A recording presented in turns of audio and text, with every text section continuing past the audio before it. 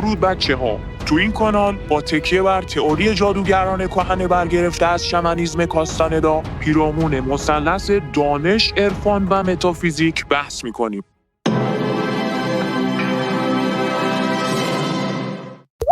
خب مثل همیشه خوش اومدید به کانال خودتون نوالیسم مدرن. تو این ویدیو میخوام مقدمات لازم برای معرفی نژادهای اجدادی ما انسان‌ها رو خدمتتون ارائه کنم. یکی از بچه‌ها در مورد پیمانی که بین نیاکان نخستین ما و موجودات غیر ارگانیک بسته شده بود سوال کرد که در مورد باز بودن سر اون قرارداد کذایی حتما بهتون خواهم گفت این جلسه اگر برسیم، اگر نه چون مسئله مربوط به نژادها اونقدر گسترده است که من حداقل 2 جلسه واسش در نظر گرفتم. حالا باید ببینیم تا چه حد پیش میریم. اما این مقوله قراردادی که بین اجداد ما و بیگانگان بسته شده که دلیلش هم بقا بوده، بقای آگاهی ما بوده، تو همین داستان خلقت و نژاد شناسی بهش خواهیم پرداخت. بچه‌ها بحث جلسه حاضر در مورد خلقت و نژاد شناسیه.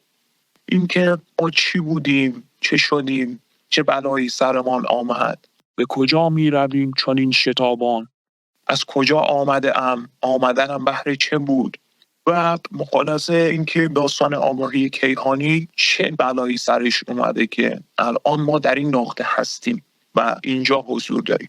واسه همین ما باید یک سری به ازل بزنیم، هرچند در ازل سیستم تفسیری که وجود نداشته، در حالی که ما داریم بر اساس سیستم تفسیری که باهاش عادت کردیم بفهمیم همه چیز رو، میخوایم به ازل بریم و بقای اون دوران رو تحلیل بکنیم. بنابراین جاهای ناگزیریم که با اغماض برخورد کنیم با مطلب خلقت، به خصوص اون اوایل. بعضی از جاها هم که همینطور پیش میریم در بستر تاریخ، در تاریخ نابال و تونال یه سری مطالب رو بیشتر باز میکنیم. این ترتیب باید بگیم که در آغاز تاریکی بود بچه‌ها. یک تاریکی بود و یک کلمه که اون کلمه همونطور که میدونید و خدا و کلمه بود و کلمه خدا. داستانش اینه که یک صوت تجریدی بوده که منتشر شده و توی سیستم های متافیزیکی میاد اینو تفکیک میکنن، میگن این صوت که همان کلمه است و نه شکل امروزی کلمه، بلکه یک صورت تجریدی، یک شکل تجریدی بوده، یک لول پایینتر از اون دور هست. بر حسب سرعت آگاهی بخوایم مرتب بکنیم اینا رو، اول صوت تجریدی، بعد یک لول پایینتر نور، بعد ارتعاش، بعد شکل. از نظر سرعت آگاهی میتونید ببینید که نور چطور میشه مرز بین فیزیک و متافیزیک. فراتر از نور، حالا توی سیستم فیزیک برعکس صوت، خب میدونید دیگه سرعت صوت پایینتر از نور دیگه توی محیط مادی، به خاطر اینکه این صوتی که توی فیزیک تحلیل میکنن یک موج مکانیکیه. اینجا ما گفتیم صوت یک شکل تجریدیه، فرق داره با صوتی که فیزیسیست ها میشناسنش. به ترتیب سرعت آگاهی پایینتر تا بالاتر ما داریم شکل، ارتعاش، نور، صوت.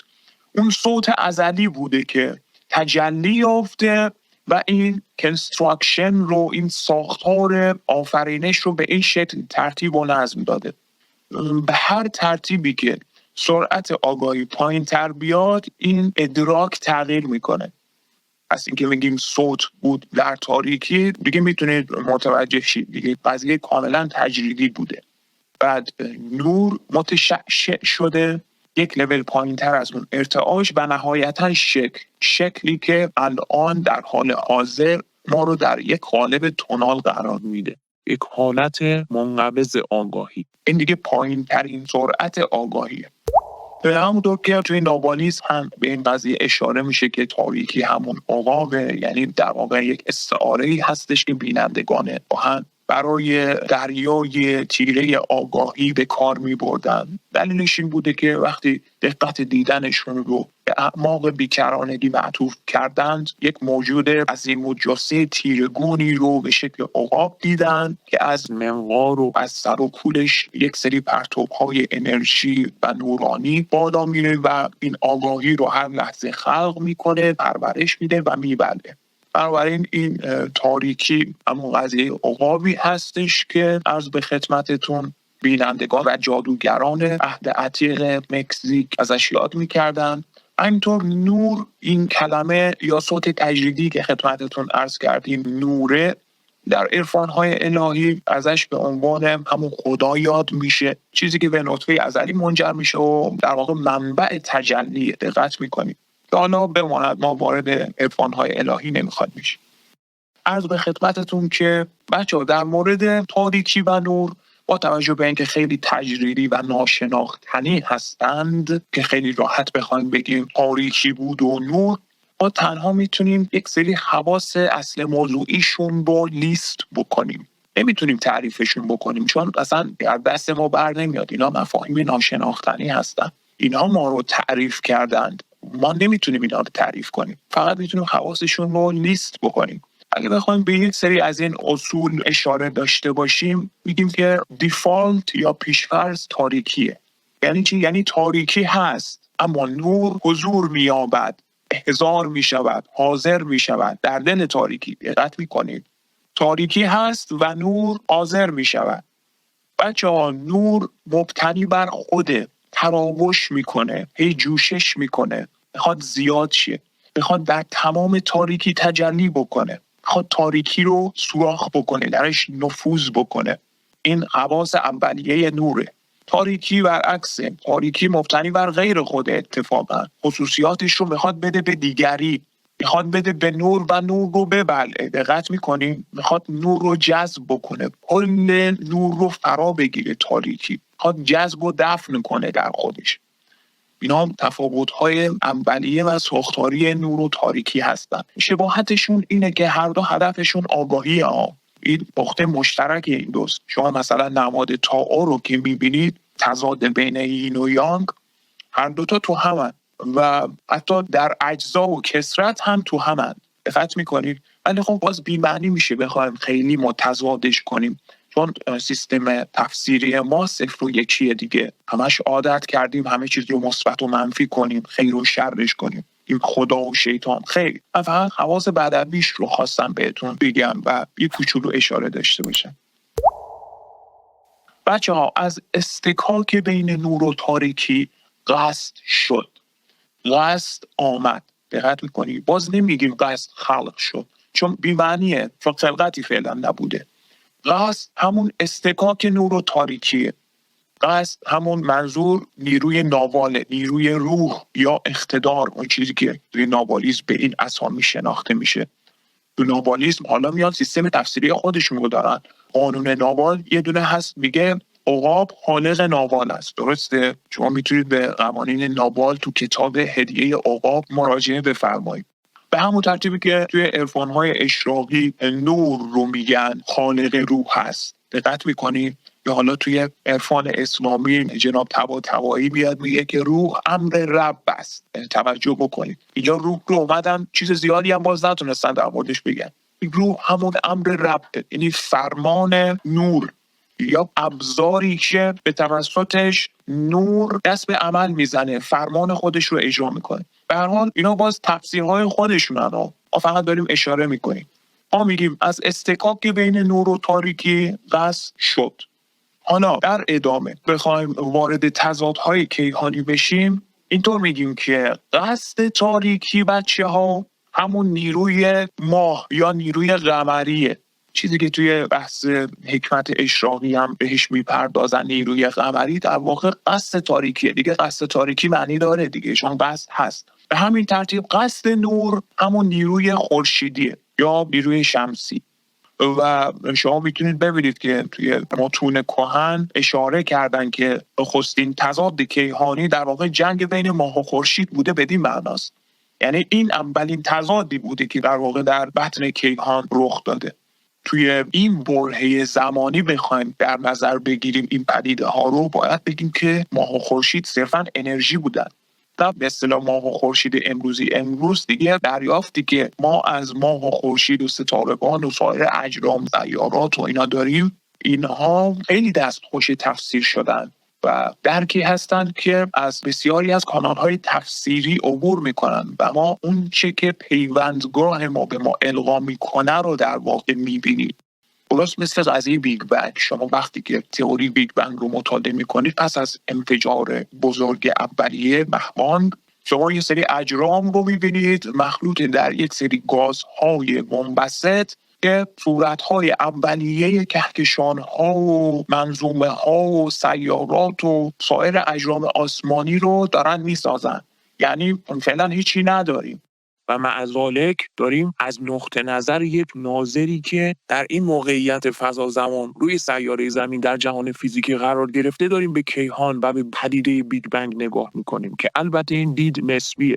برای خیلی سخت بحث تو این حوزه. خواهم رسید به این قضیه که الان ما این اجرام آسمانی رو بسیاریشون رو شکل کره درک میکنیم، در صورتی که اصلا چنین چیزی نبوده، قبلا اصلا شکلی نبوده. ادراک در صورت نخستینش بوده، در حالی که ادراک ما الان محصول عمل نقطه پیوندگاه ما بر اساس موضعی هستش که بر پیله ما قرار میگیره. به همین ترتیب من اون نیروی قمری و نیروی خورشیدی که در واقع به وجود اومدند رو من باید یه خورده براتون باز بکنم، که دو نیروی متضاد هست و اساساً این دو نیروی متضاد در درون تک تک موجودات زنده و حساس هست، از جمله ما انسان‌ها. مثلا ما این تضاد رو در خودمون داریم، هممون داریم. این در واقع همون درگیری این دو تا نیروست. و این هم بگم در آغاز نیروی قمری و اون قصد تاریکی در واقع غلبه داشته و در گذر زمان تونال کم کم نیروی قمری کاهش پیدا کرده، قدرتش کمتر شده و برعکس نیروی خورشیدی بیشتر شده. یعنی عصر حاضر رو با عصر نژادهای اولیه بخواید مقایسه کنید، شما می‌بینید که نیروی قمری در اون اوایل خیلی بیشتر بوده. در بستر زمان جاشون رو برعکس کردن. حالا بهتون خواهم گفت که در دوره تایتان ها دقیقا قضیه به عکس حالت کنونی بوده از نظر تقابل این دو نیروی متضاد قمری و شمسی. یعنی مثلا عصر چایتان ها یا تایتان ها نیروی ماه غلبه داشته و عصر حاضر نیروی خورشیدی غلبه بیشتری داره. بچه‌ها نیروی قمری یکم در موردش بگم، همون نیرویی هستش که بهش میگن نیروی اسیری، یا حالا بعضی از مکاتب دیگه میگن نیروی شیطانی و اینا. حالا شیطانی نیست یا اصلا معنی نداره بگیم، یک نیروی دیگه قصد تاریکیه، یک سری پیامدهایی رو به دنبال داره. هر نیروی همینطوره.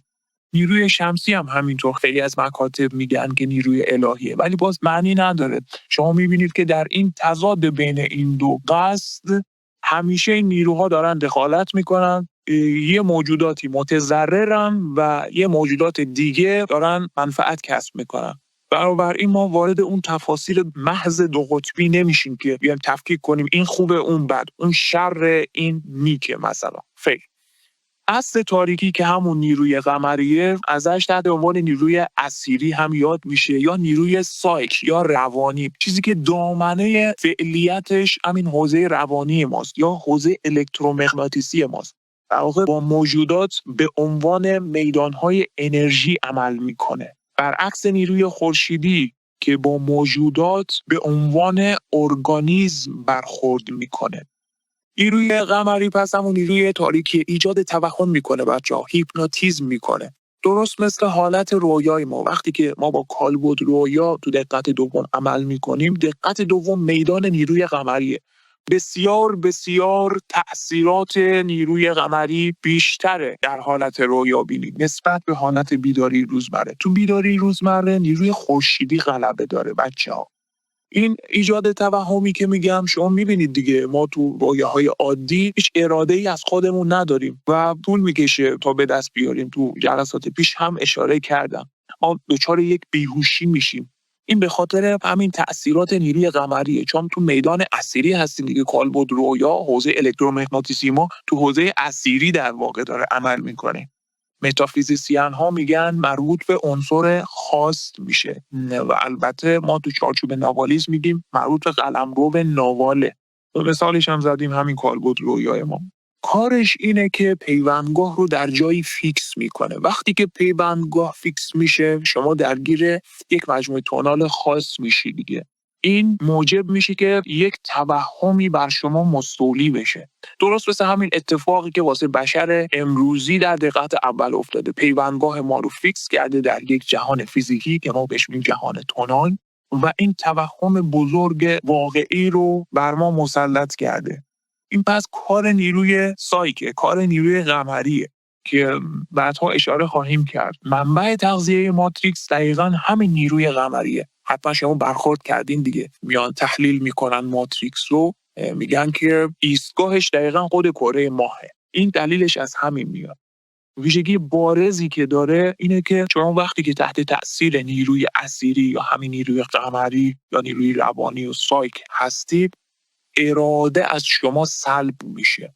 همین بحثی که یکی از دوستان اشاره کرد، این قضیه به اراده برمیگرده. تمامی این گفتگوهای درونی که ما داریم به توسط همین نیروی قمری داره هدایت میشه که حالا ما میگیم از طریق پایگاهش در ماه یا همون اسمشو گذاشتیم ماتریکس دیگه مدیریت میشه این گفتگوها. خیلی خوب، عرض به خدمتتون که برابر میتونیم ببینیم توی سیستم تفسیری عرفان مدرن این مربوط به حوزه عملکرد بیگانه میشه دیگه، یا در واقع حوزه عمل موجودات تک عنصری که بهش خواهم پرداخت. چرا بچه‌ها اراده تضعیف میشه؟ دلیلش اینه که حوزه عملکرد نیروی قمری که بهتون گفتم ایجاد توهم و هیپنوتیزم میکنه، جایی هستش درست مثل حالت رویا میمونه، چون فرمان مستقیما به اجرا منتقل میشه. ما قبلا هم اشاره کردیم دیگه، دقت دوم جهان قصده، یعنی قصد و عمل مساویه. وقتی که شما به چیزی فکر میکنی همون میشه بلافاصله دیگه. اراده من کجا رفته؟ میگه من اصلا نمیخواستم چون این اتفاقی بیفته، ولی به محض اینکه اندیشیدم شد همون میدان عمل کالبد رویا. این به خاطر همون خاصیت نیروی قمریه که مستقیما فرمان میره به اقدام. این یعنی اینکه شما اراده ندارید دیگه، نمیتونید تو ذات اون عمل دخل و تصرف داشته باشید.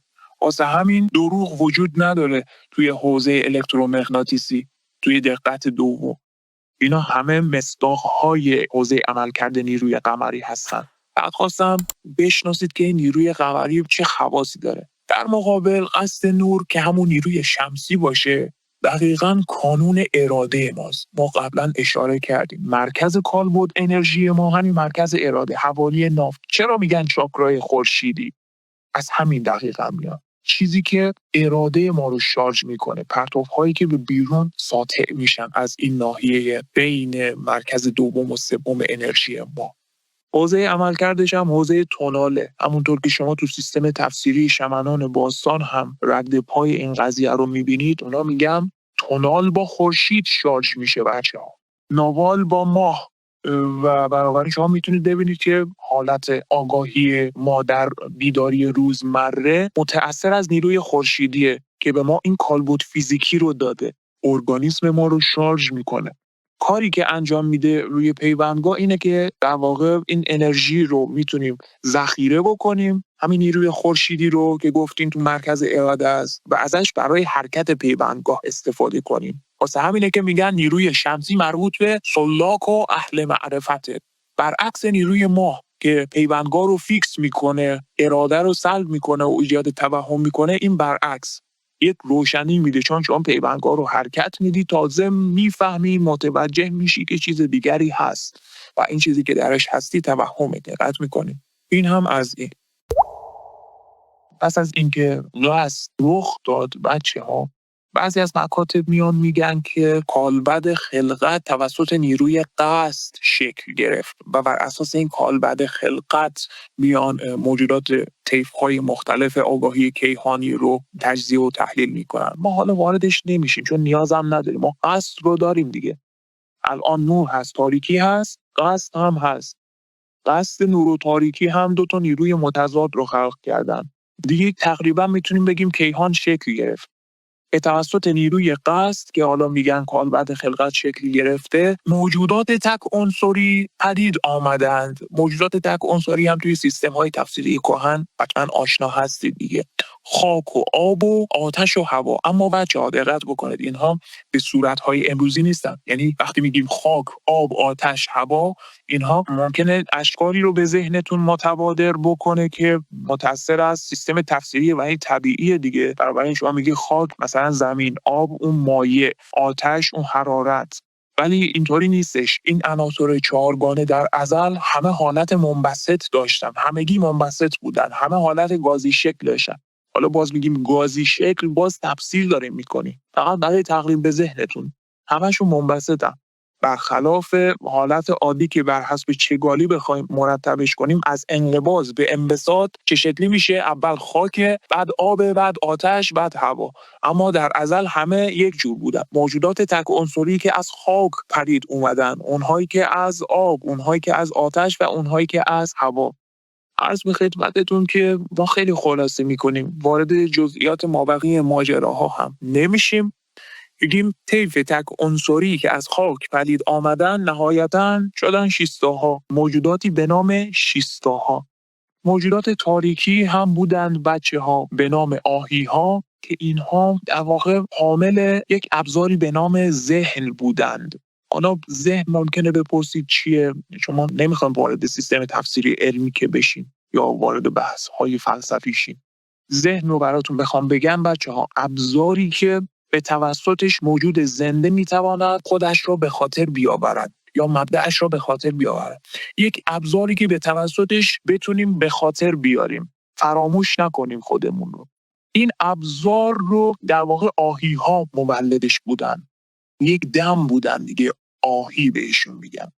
و حالا موجودات دیگه ای هم وجود داشتن. این آهی‌ها این ابزار رو القا می‌کردن، با توجه به اینکه خصوصیت تاریکی رو در خود داشتن، همیشه به اون چیزی که می‌خواستن متجلی بشه خودشون رو القا می‌کردن. یعنی ذهن رو میدادن، در مقابل انرژی می‌گرفتن، چیزی که نسل‌های امروزیشون تحت عناوینی چون آرکان‌ها یا آرکون‌ها ازشون یاد میشه و ما تو ناوالیسم بهشون میگیم پروازگر.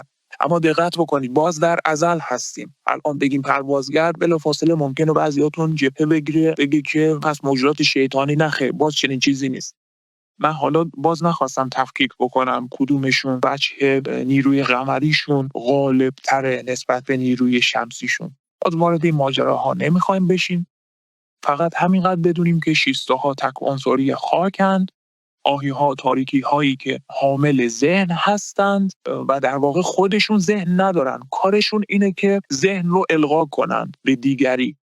درست مثل اگه بخوام کوانتوم مثال بزنم، شما می‌بینید که میدان کوانتومی خلأ کامل نیست، خلأی که یک ویژگی‌های الکترومغناطیسی داره. دقت می‌کنید این آهی‌ها هم همینجورن. نمیشه گفت شاکل‌اند یا انرژیمندن، نه، یک ابزارن، یک چارچوب، یک ساختارند که اون ساختار ابزاری به نام ذهن رو القا میکنه و در مقابل چیزی میگیره.